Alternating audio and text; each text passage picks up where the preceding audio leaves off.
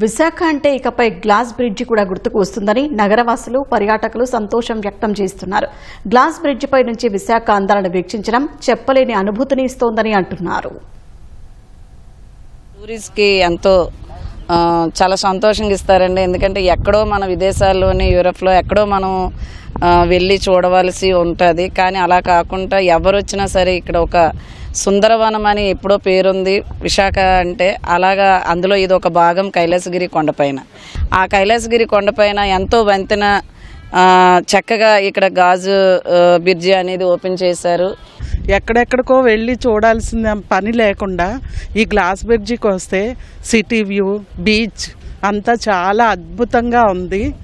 ఒక కేరళ వెళ్ళినా కూడా మనం ఇలా ఎంజాయ్ చేయలేమేమో.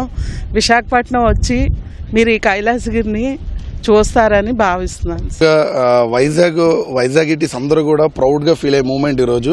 ఎప్పుడప్పుడు ఆయన ఎదురు చూస్తున్నటువంటి గ్లాస్ బ్రిడ్జ్ ఈరోజు మన కైలాసగిరి ఏదైతే కైలాసగిరిలో మనకి అందుబాటులోకి వచ్చింది. ఈరోజు వైజాగ్ ప్రజలందరూ కూడా ఇప్పటిదాకా వైజాగ్ ఆర్కే బీచ్ కానీ లేదా మనకి రుషికొండ కానీ అలాగే కొన్ని ప్రాముఖ్యత ప్లేసెస్ని చూశారు. కానీ ఇప్పుడు అంటే వైజాగ్ విజిట్ చేసే వాళ్ళే కాకుండా వైజాగ్లో ఉన్న వాళ్ళు కూడా కైలాసగిరి వస్తే తప్పకుండా ఈ యొక్క గ్లాస్ బ్రిడ్జ్ విజిట్ చేయడం మట్టుగా మిస్ అవ్వద్దు. ఎందుకంటే ఈ గ్లాస్ బ్రిడ్జ్ కానీ విజిట్ చేస్తే ఇక్కడ ఉన్నటువంటి అనుభూతి కానీ, ఎందుకంటే ఈ గ్లాస్ బ్రిడ్జ్ మీద నడుచుకుంటూ వస్తున్నప్పుడు మనకి మన కాలు కింద అంటే సముద్రం మన కాలు కింద ఉందా లేదా మనం ఒక కొండ శిఖరాల పైన అంటే ఎంతో ఎత్తైన శిఖరాల మీద మనం నడుస్తున్నామన్న థ్రిల్లింగ్ అడ్వెంచర్ ఫీలింగ్ అయితే ఈ గ్లాస్ బ్రిడ్జ్ మీద వస్తుంది.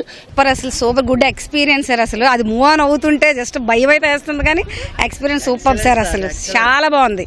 అసలు చాలా థ్రిల్లింగ్ ఉంది సార్. చాలా హ్యాపీ. గ్లాస్ బ్రిడ్జ్ ఎలా అనిపించింది వచ్చినప్పుడు? చాలా హ్యాపీ అనిపించింది. గాల్లో తేలినట్లు అనిపించింది సార్.